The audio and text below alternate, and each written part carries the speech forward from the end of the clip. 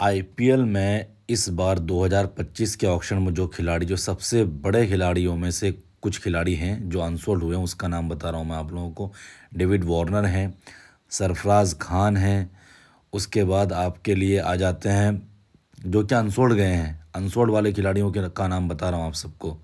Sarfaraz Khan, Warner, Prithvi Shaw का base price सिर्फ 75 लाख था।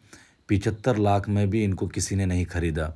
उसके बाद स्मिथ भी 2 करोड़ इनकी बेस प्राइस थी, ये भी अनसोल्ड गए हैं। स्मिथ इस बार भी 2025 के ऑक्शन के लिए भी अनसोल्ड गए हैं। मयंक अग्रवाल भी आज के दिन अनसोल्ड गए हैं। इनका नाम 2 बार आया था, दोनों बार ये अनसोल्ड गए हैं। शार्दुल ठाकुर के लिए मुझे ये समझ में नहीं आ रहा है कि ये अनसोल्ड क्यों गए हैं, क्योंकि ये ऑलराउंडर हैं और 2 करोड़ कोई ज़्यादा नहीं था, इनको आप दे सकते थे 2 करोड़। मिचेल का समझ में आता है क्योंकि लास्ट सीज़न जब ये खेले थे चेन्नई के लिए तो ये कोई कुछ खास कर नहीं पाए थे, तो इनका मान सकते हैं। शाय होप का भी ऐसे ही है, ये वेस्ट इंडीज़ का ओडीआई का कैप्टन है, तो इनका भी कुछ ऐसा ही है, ये भी अनसोल्ड होना ही था। और बात करें आगे चलते हैं तो उसमें के एस भरत जो एक वक्त पे इंडियन टीम के टेस्ट विकेट कीपर थे और आरसीबी के लिए भी ये खेल चुके हैं, दिल्ली के लिए भी ये खेल चुके हैं, तो ये भी अनसोल्ड गए हैं।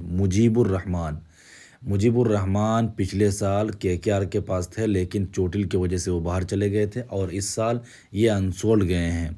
उसके बाद आदिल रशीद, देखिए आदिल रशीद इंटरनेशनल क्रिकेट में तो बहुत अच्छा है, लेकिन आईपीएल में इसने अपनी छाप नहीं छोड़ी है, तो इस बार ये भी अनसोल्ड गए हैं। उसके बाद केशव महाराज लास्ट सीजन जब ये आए थे तो ये बैकअप के तौर पे आया था, मतलब कोई चोटिल हो गया था उसकी जगह पे आए थे, तो इस साल ये अनसोल्ड गए हैं। और मुस्तफ़िज़ुर रहमान सिर्फ 2 करोड़ बेस प्राइस था, मेरे हिसाब से ये जाना चाहिए था, लेकिन ये गया नहीं है। मुरुगन अश्विन है, ये मुरुगन अश्विन जो स्पिनर है, लेग स्पिनर है, तमिलनाडु के लिए शायद खेलते हैं, तो ये भी इस बार अनसोल्ड गए हैं। केन मामा जो केन विलियमसन है, ये भी इस बार अनसोल्ड गए हैं, और ये पिछले सीजन में गुजरात के लिए खेल रहे थे। उमेश यादव का रीज़न सिर्फ एक ही हो सकता है कि उम्र की वजह से, और लास्ट सीजन तो इनका था कुछ खास था नहीं, तो इस वजह से ये भी अनसोल्ड गए हैं। चेतन सकारिया की बात करें तो जाना चाहिए था, यंग है, लेकिन ये भी अनसोल्ड गए हैं। संदीप वॉरियर दोस्तों, ये भी इस साल अनसोल्ड गए हैं। लास्ट सीज़न ये गुजरात के लिए खेले थे, लेकिन इस बार ये अनसोल्ड गए हैं। शिवम मावी जो लास्ट टाइम गुजरात के लिए खेले थे, और इनकी प्रॉब्लम ये है कि इंजरी भी रहती है और रन भी खाते हैं। और बात करें तो नवदीप सैनी भी इस बार अनसोल्ड गए हैं, लास्ट टाइम ये थे राजस्थान में। और बात करें एडम मिलने को यार कोई लेना चाहिए था, लेकिन इनकी प्रॉब्लम ये है कि लास्ट जहाँ पे आईपीएल शुरू होता है ये इंजर्ड हो जाता है। सिकंदर रज़ा मेरे हिसाब से सोल्ड होना चाहिए था, लेकिन सिकंदर रज़ा इस साल सोल्ड नहीं हुए हैं। अलजारी जोसेफ जो कि बेंगलोर के लिए थे लास्ट सीज़न, और ये भी इस बार अनसोल्ड गए हैं। ऋषि धवन भाई उम्र भी है और परफॉर्मेंस कुछ खास नहीं है, तो ये भी इस बार अनसोल्ड ही गए हैं। बात करें नवीनुल हक की बात करें तो यार अनसोल्ड नहीं जाना चाहिए था, लेकिन हो सकता है कुछ रीज़न होगा जिसकी वजह से ये गए नहीं है। बेबी एबी जो मुंबई के लिए खेल रहे थे भाई, ब्रेविस जिसको हम लोग कहते हैं, इसका नाम है, ये भी अनसोल्ड गए हैं।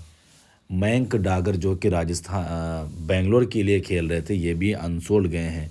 तनुष कोटियन जो मुंबई के लिए बहुत अच्छा किए हैं, अभी इंडिया ए के लिए भी खेले थे ऑस्ट्रेलिया में, ये भी अनसोल्ड गए हैं। क्रिस जॉर्डन का आप सबको पता है कि अनसोल्ड जाना ही था, क्योंकि ये बहुत मार खाते हैं। और बात करें लंबे कद के लेफ्ट आर्म सीमर, तो ये भी इस बार अनसोल्ड गए हैं। ये चेन्नई के लिए भी खेल चुके हैं और ये आरसीबी के लिए भी खेल चुके हैं। तो बात करें भाई आईपीएल में आपको सबसे ज़्यादा अगर किसी खिलाड़ी के बारे में लगा हो कि ये अनसोल्ड नहीं होना चाहिए, तो आप लोग कमेंट करके ज़रूर बताइए कि आपको क्या लगता है। पृथ्वी शॉ, मयंक अग्रवाल, वार्नर, सरफराज खान, क्या इन लोग सोल्ड हो सकते थे दोबारा, लेकिन ये लोग अनसोल्ड गए हैं। आप लोग की क्या राय है, कमेंट में ज़रूर बताएं।